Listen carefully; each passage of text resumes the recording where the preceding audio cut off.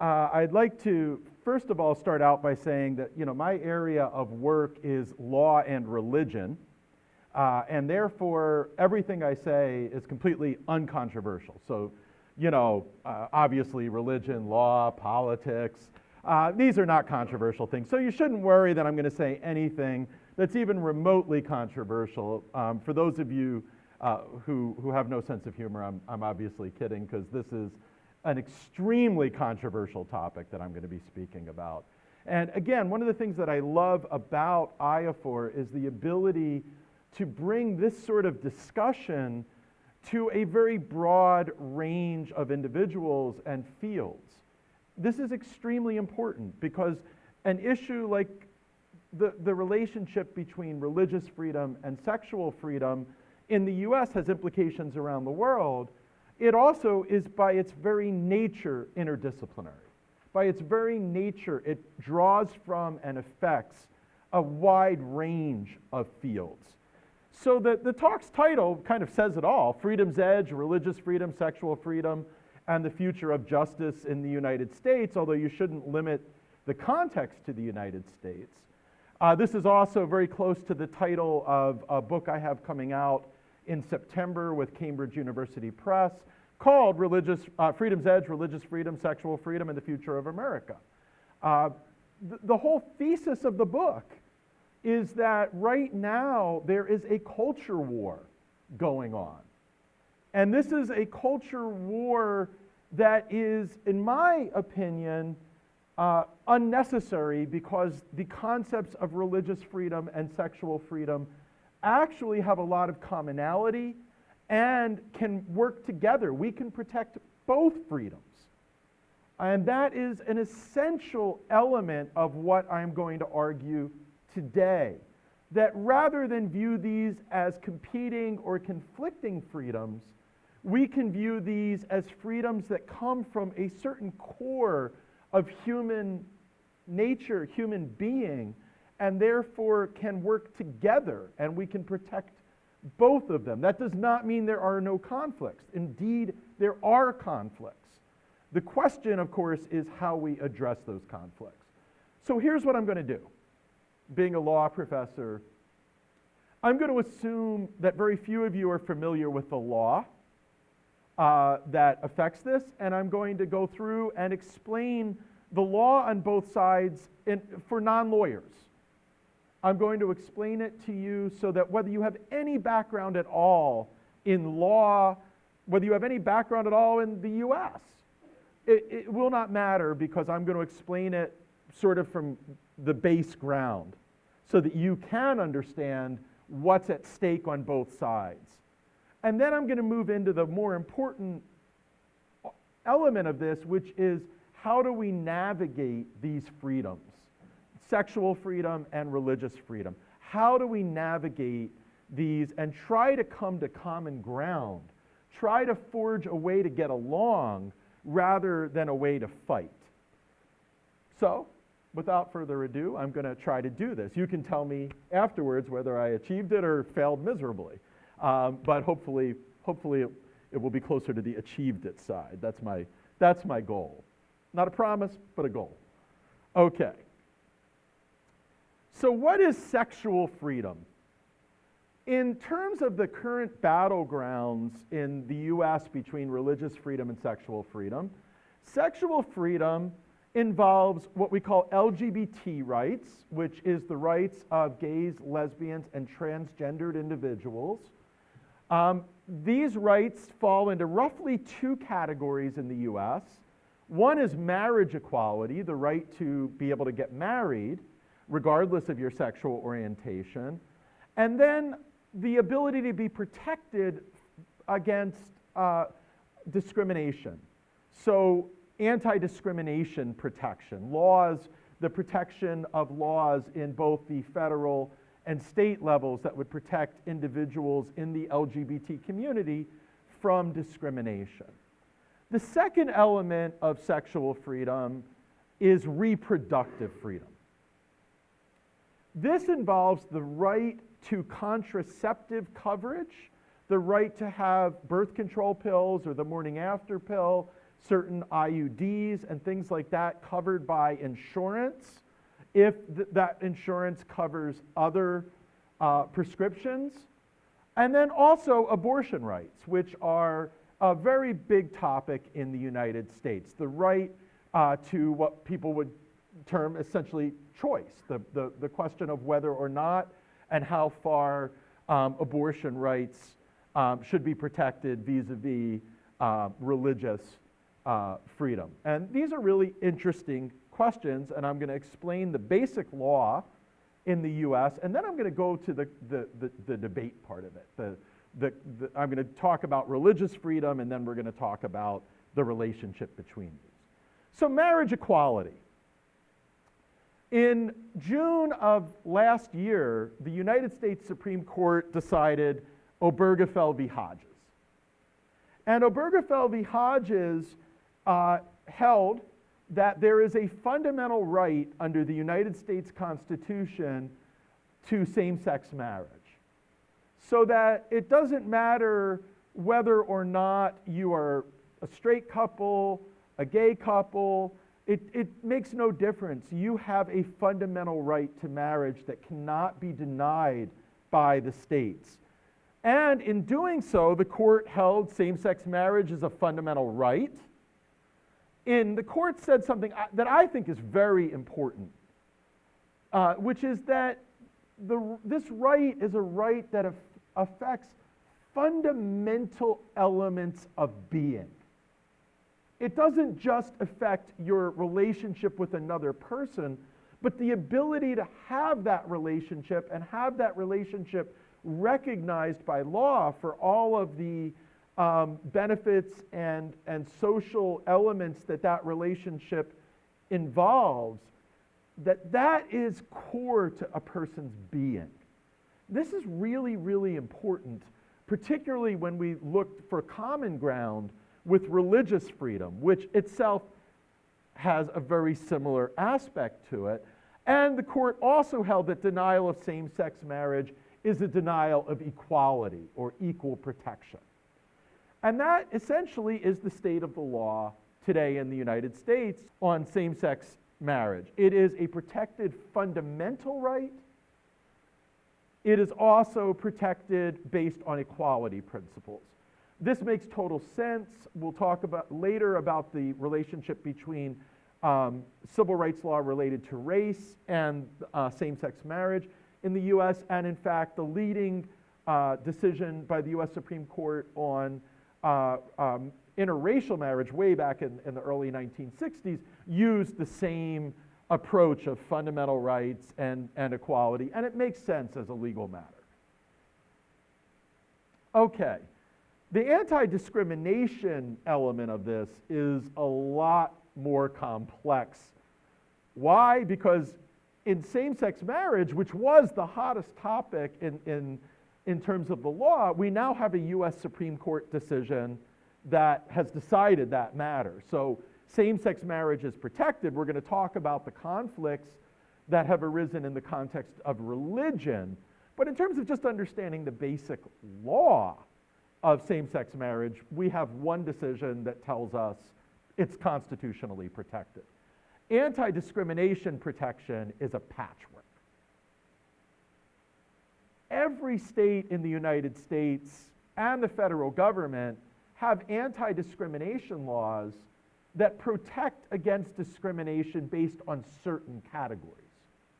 So race, gender, religion, national origin, disability, age. Notice what's missing from that list. Sexual orientation. When it comes to sexual orientation, there is a patchwork. Some states, 22 states in fact, protect against discrimination in both public and private employment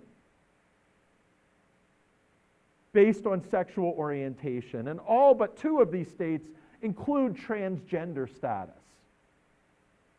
in that. Transgender, for those of you who are not familiar with the concept, it is the context of transsexualism, somebody who was born one gender, but in their heart and mind is essentially the other gender and is transforming in whether it's purely in a psychological context or through surgeries and so forth, they have transgender status.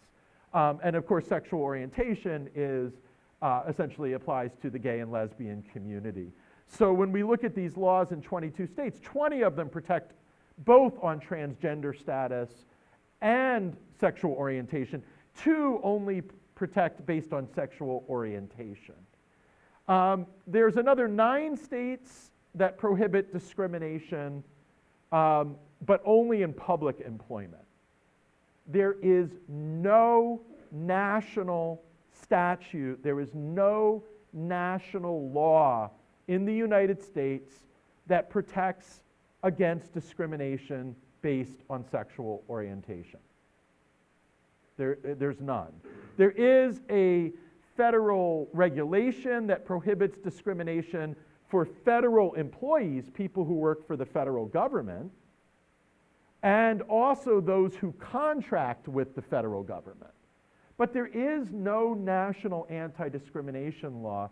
And when we get to the relationship between religious freedom and sexual freedom, one of the things you're going to learn is that one of the, ironically, best ways to protect religious freedom is to have strong anti-discrimination protection for sexual freedom, because it lowers the risk that religious freedom protection will somehow lead to discrimination against members of the LGBT community. And I'm going to explain that in great detail, but I'm just throwing it out there now so that you understand that. Contraceptive coverage. Contraceptive coverage is required nationally under something called the Affordable Care Act. Those of you who have some background in the US, you may have heard this called Obamacare, but it's the recently passed national health care law in the US, and it requires contraceptive coverage. This has led to several cases before the United States Supreme Court, one of which we're going to talk about, the other of which is in process now. And the act includes exemptions for religious organizations like churches that do not have to provide contraceptive coverage. It has other exemptions as well that are not so relevant to our discussion today. In addition, 28 states require insurance coverage for contraception and prescriptions under their state laws. So if you provide prescriptions for anything, you would be required to provide prescriptions for contraception. And most of these states have exemptions for religious entities. So this is an area of law that's reasonably well established, and the battleground here occurs when a religious entity asks for an exception to not provide contraception, and that entity is not what we would call a traditional religious entity. It's not a church or something along those lines, but maybe a university or something like that. And we'll talk about that. Abortion rights in the US also are laid out in the constitutional framework. What's interesting here is that while we have a relatively clear idea of what is constitutionally protected, states are constantly trying to come up with ways to limit these rights. And those laws are then challenged and so forth. For present purposes, though, really all you need to know is that in the US, the right to an abortion prior to viability is the time that the fetus could live outside of the mother. So prior to viability, abortion in the United States is a protected right, and states cannot interfere with the mother's right to have an abortion in the sense that states cannot prohibit it prior to viability. That is between the woman and her doctor. However, states have done a number of things to try to make it harder for a woman to access an abortion, to access reproductive health care. And these statutes take a number of forms. It's sort of beyond the scope of the talk, But as Joe really correctly pointed out, I'm very committed to the interdisciplinary and international aspects of this conference, and I am quite familiar with this law. So if people have questions about this, I am happy to answer questions about the details of what states are trying to do. Getting into too much depth on that goes well beyond the reason I'm bringing this up for the talk, but I am happy to answer those questions. And I'm happy to do so in English or Japanese. Unfortunately, I'm kind of limited to those two languages. So if you need me to answer the question, please understand that I'm kind of limited to being able to do so in English and Japanese. So those two languages, no problem. All right, so why am I talking about this right now? Well, what happens is that states have begun to try to go further in their interference with a woman's right to choose, particularly after viability. States have begun to try to preclude abortions after viability. And they have done so on grounds that are not specifically based in religion, but which might have some basis in religion. And this has led to some conflict that we'll talk about, as well as the fact that states, in fact, just this past week, North Carolina, Missouri, and Indiana have passed ridiculously broad laws that are almost certainly unconstitutional, trying to place so many requirements on a woman's right to access that, it makes it very hard for the woman to actually get access to reproductive care. Okay, religious freedom. This is actually more directly my field. And there are a couple of things here. There are two sorts of religious freedom claims in the US. The first is the one that we're most concerned about here. That is a claim to an exception to a law that applies generally to everyone. To give you an example, because this is kind of legalese language, right?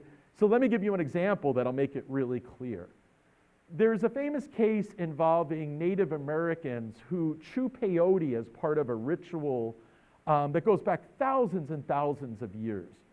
Peyote is a banned substance under drug laws in many states.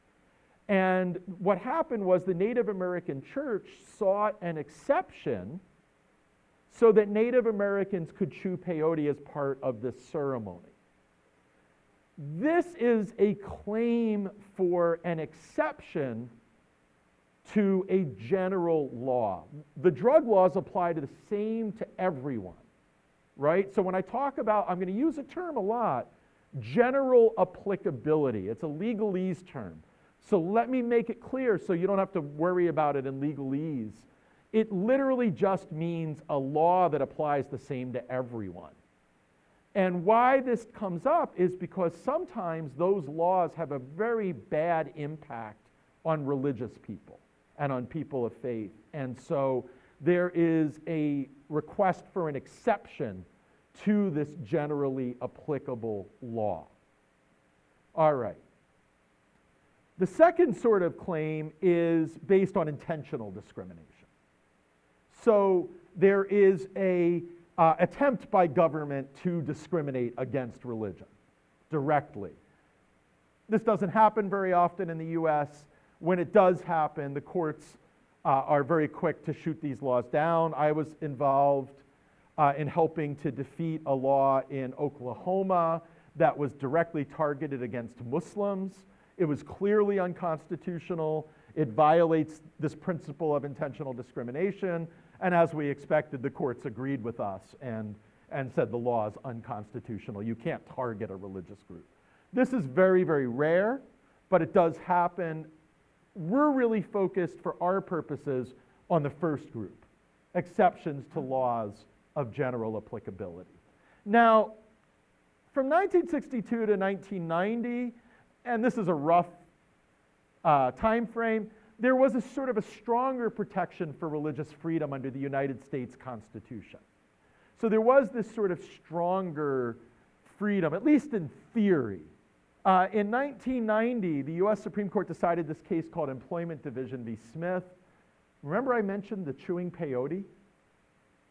That's what this case involved.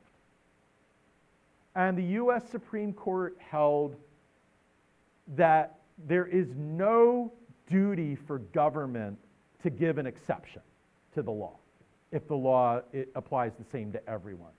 So the Native Americans lost that claim. Under the old rule, they would have won. So this was a fundamental change in the law. The story has a happy ending. The state ultimately gave them an exception to the law. This decision held, if government wants to give an exception, it can, but it doesn't have to. So what happened was people really didn't like this decision. You know, this decision did something that has not happened, never happened before, and has not happened since in the culture wars in the United States. It united everybody. Religious conservatives, extremely progressive individuals. It united atheists, religious minorities, and evangelical Christians. It united everybody in one salient idea. This decision sucks. We hate it. Bad decision. So what happened was that there was a response to pass a law called the Religious Freedom Restoration Act, RFRA. And what did RFRA do? RFRA brought the law back to where it was prior to this decision. And RFRA applies to the federal government, but many states have passed their own RFRAs. And again, all a RFRA is a Religious Freedom Act, and what it does is it requires exceptions to general laws when those laws substantially burden religion, unless the government has a really, I'm using a lot of reallys here for a reason. That's sort of the way we talk about a compelling interest. Compelling interest is a legal term. What it means is the government has to have a really important reason for doing what it's doing. And then the way it's doing it has to be really closely related to the really important reason. Now, this is all well and good, and it made a lot of sense until last year. RFRA was generally understood to apply only to individuals and religious institutions. That includes not only churches, but religious universities, religious nonprofits, and things like that. So RFRA was understood to protect these sorts of entities. It was not generally understood prior to 2014 to protect for-profit entities. In 2014, the US Supreme Court held that it does protect for-profit entities. And this, in my view, is where the true conflict between religious freedom and sexual freedom was born. I blame Hobby Lobby for a big part of this. I'm not saying that's what the court intended, but I'm going to explain in a moment why protecting for-profit entities opened up very deep wounds that were already there, but made the conflict between religious freedom and sexual freedom palpable. It made it real in a way that it had not been before. And we're going to talk about that. All right, first though, I want to give you some examples of what religious freedom is really about. I've spent my life fighting for various freedoms, including, by the way, both sexual freedom and religious freedom. And one of the things that I have found is that in today's world, if you watch the media in the US and other countries today, it's happening in Europe as well, people will characterize religious freedom as an excuse to discriminate against members of the LGBT community, against women's rights and so forth. And that is fundamentally wrong 80% of the time. The other 20% is a problem, and we'll talk about that. But 80%, maybe even 90%, this is what religious freedom is about. The Native Americans who want to be able to chew peyote in a ritual that has been going on for 20,000 years and don't want government to be able to step in and deny them that right. A Seventh-day Adventist or a Jewish employee who's denied unemployment benefits after being fired for not being able to work on Saturday because that is the Sabbath, and Seventh-day Adventists can't work, nor can Jews work on Saturday if they're observant Seventh-day Adventists or Jews. This case was just decided in January, a case called Holt v. Hobbs. A Muslim prisoner who wants to wear a beard understands the prison will not allow him to have a long beard, but he is willing to have simply a half-an-inch beard. And the prison argues, no, he could smuggle drugs in.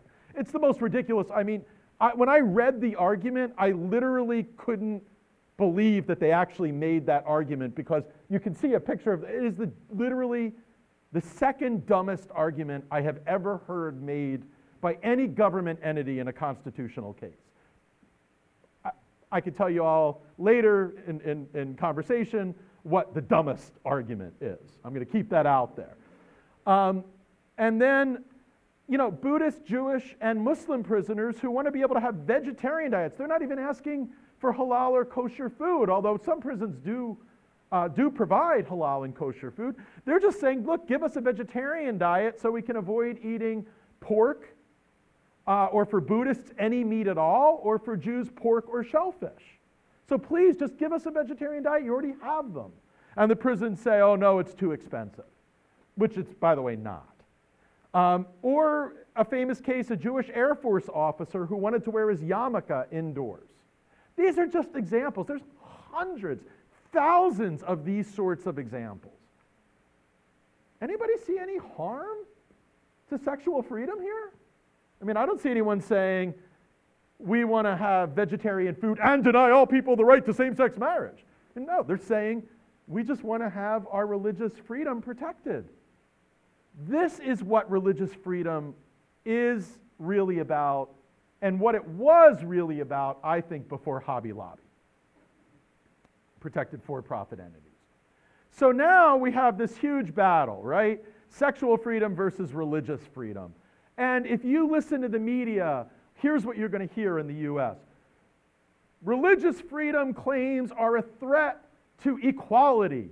They are an excuse to discriminate. Any legislation to protect religious people is designed to discriminate against gays and lesbians and prevent women from getting health care. On the other side, you hear sexual freedom is an attack on American religious values, and so forth and so on. I'm going to use a technical legal term here. Both sides are full of shit. It's a very important technical legal term.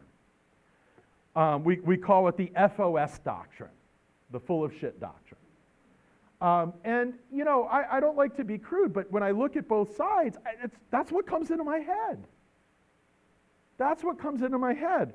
On the one side, the religious people who are arguing that sexual freedom is an assault on America's religious values are assuming that their religious values, which represents not the vast majority of Americans, are American religious values. The fact that they may happen to object to same-sex marriage, but overwhelming studies have shown that the vast majority of religious people in the United States support same-sex marriage.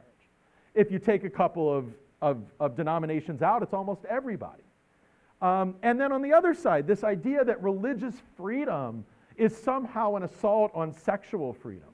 And the reality is, religious people are themselves people who at their very core, just like the U.S. Supreme Court said about same-sex marriage, at their core, religious people feel and experience life through their religion, just as members of the gay and lesbian community who are getting married feel their entire being it's who they are, but in that case biologically, in religion not biologically, but still at a very, very deep level.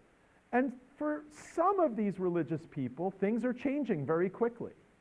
And they need some protection so that at least within their faith communities, their churches, and their individual lives, they are not forced to change. But again, for 90% of religious people and religious freedom, it doesn't even involve sexual freedom.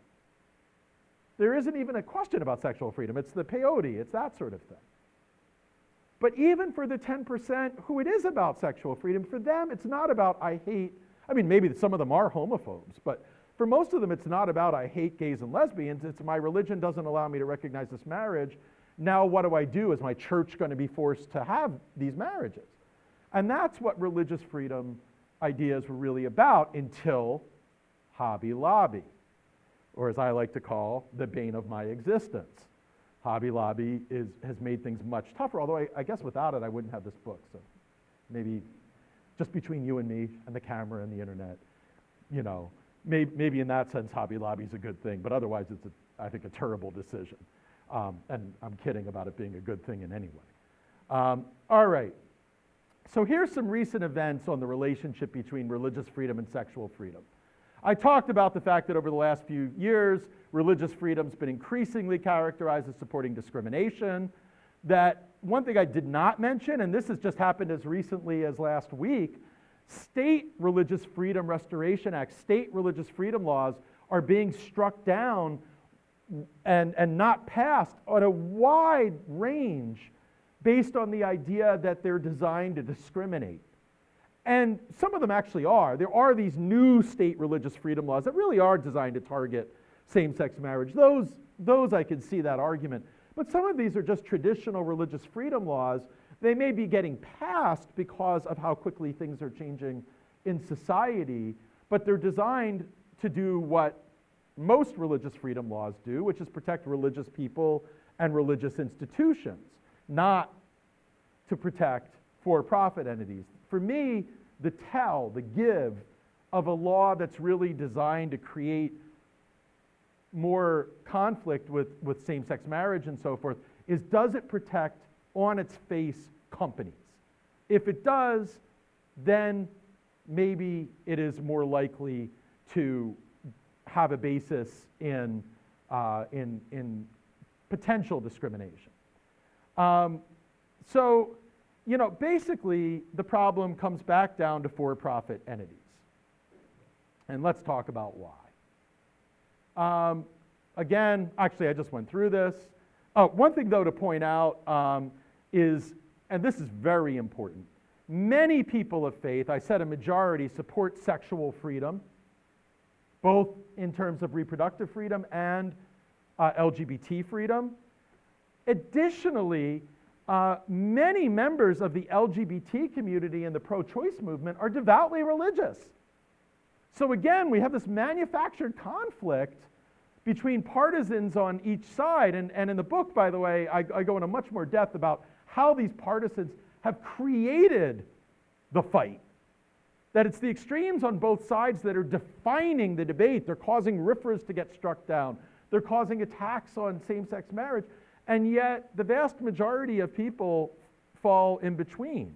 And so, can we find common ground?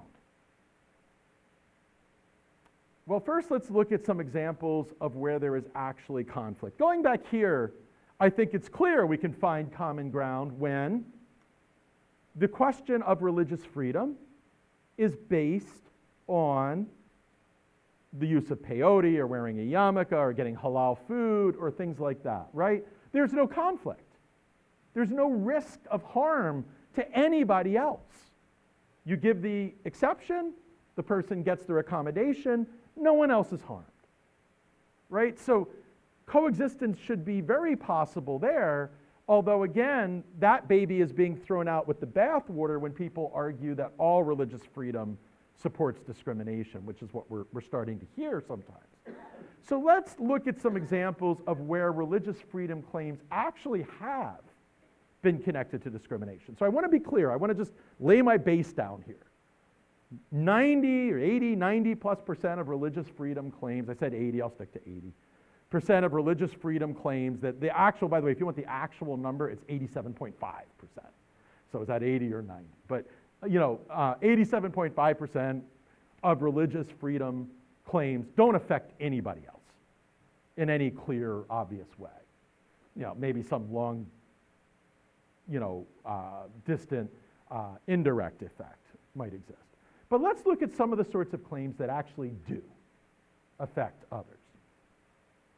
There's a case out of New Mexico, a florist who refused to serve a same-sex couple based on her religious belief that she can't support same-sex marriage.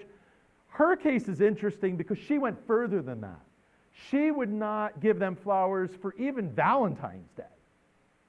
So her objection was not to same-sex marriage, but to any kind of same-sex relationship.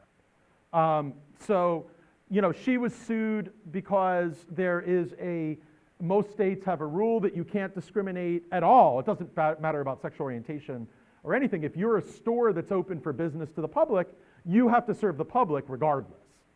That's your job. You're making money off of this. You get tax breaks. You're incorporated in the state. You've got to serve everybody. She lost her case. In Colorado, a bakery refused to make a cake for a same-sex wedding. This guy was different. This guy said, I'll bake a cake for you for anything, but I can't support the marriage. It goes against my faith. Now, he actually also lost his case. And he's in a way, a more sympathetic shop owner, because unlike her shop, which had other employees, he was the whole shop. And he said, look, I'll do anything for you guys in terms of helping you with anything. I'll sell you anything, but I can't do that. But he lost. So there's a conflict there. Landlords who refuse to rent to same-sex couples based on a religious belief. And a business that refused to provide certain contraceptive coverage to its 13,000 employees based on a religious belief. I won't name the company, Hobby Lobby, but, okay, I named the company. But let me ask you a question. I'm going to ask this to the audience in general. What do every one of these situations have in common? Anybody want to wager a guess here? I hear it. I just want to hear it out loud. Say it louder. I heard it. Somebody say it louder. Yeah, they're businesses. They're religious and they're businesses. They're religious and they're businesses. They're for-profit entities. They also happen to be people of faith. And so the question is, what's the other thing that goes on in these cases? All of them? Somebody else is affected negatively by their request for a religious accommodation. If you go back, think back to all the other situations that I mentioned, these specific examples. None of these affect anybody else. But you go forward here, we get the for-profit entities, and all of these affect somebody else. Every one of them affects somebody else. This is battleground 0.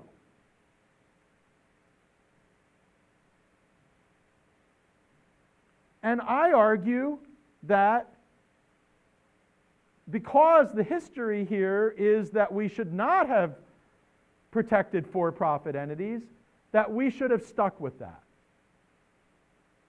That the problem, the core conflict is that we are protecting for-profit entities under religious freedom laws. If we stopped protecting for-profit entities, the vast majority of religious freedom claims would not affect anybody else. But that doesn't mean we can't try to accommodate someone like that nice baker in Colorado who is willing to serve gays and lesbians, but not willing to bake the wedding cake. as opposed to the florist who wasn't even willing to really serve gay and lesbian clients. And I think the way to handle that is by saying if you are what's called a sole proprietorship, your business is just you. We will look at you as an individual, not as the entity, and we will protect your rights as an individual.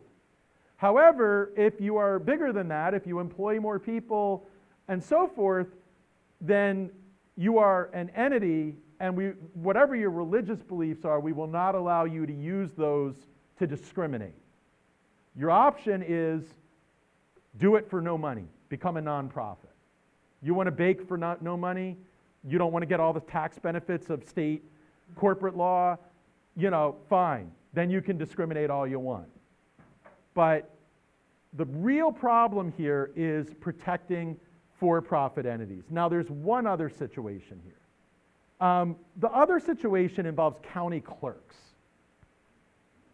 County clerks in the US give marriage licenses. In Japan, if you want to get married, you go down to your local city hall, you get your hoko, you're stamped, boom, kekkon shimashita, you've been married, right? You can have your kekkon shiki, you can have your marriage ceremony another time, another place. In the US, it's a multi-step process. You need a license from the state, which your county clerk usually gives you. And then you need to go to someone who's authorized to perform the marriage, which might be a religious leader, or it might be a government official.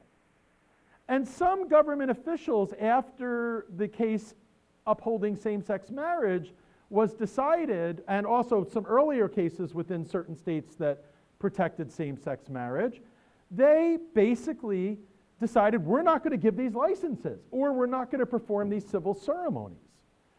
One of the big problems is the main case is the Kim Davis case. She is the worst example of someone to accommodate here. Why? Because she made herself unaccommodatable. Not only did she refuse to issue the licenses, she refused to let anyone in her office issue the licenses. The good news is this is an area where it is very possible to compromise. What can be done, and I argue this in the book, is if a county clerk is unwilling to perform the duty of giving the license, or if a judge, magistrate is unwilling to perform a civil ceremony, so long as someone else in the office can do so legally with no delay and no interruption of service, and there is no negative statement by the person, no, oh, I won't do it because you're a same-sex couple, nothing like that. As long as it's just simply, oh, let me go get another person who can do it, then we should be able to accommodate the religious objections of a county clerk. If, however, the only person or all the people in an office that can perform the ceremony refuse to do so, they have to do it. That's their job, and they can't deny people their fundamental right to marriage at all. So, and that's, in the book, I go into a lot of depth as to how that works. I was going to talk about the relationship to race. It's a very complex legal connection, but suffice it to say there is a lot of similarity between same-sex marriage and interracial marriage. Interracial marriage has long been legal in the US at a national level and even longer in many states. And there are real connections with same-sex marriage, but it's a little beyond the scope of the talk, and I am literally down to the exact minute. So is it possible to accommodate religious freedom and sexual freedom in a pluralistic society? My answer is a resounding yes, as long as we don't protect for-profit entities. So I thank you very much for listening to me, and I hope you got something from this talk. Thank you.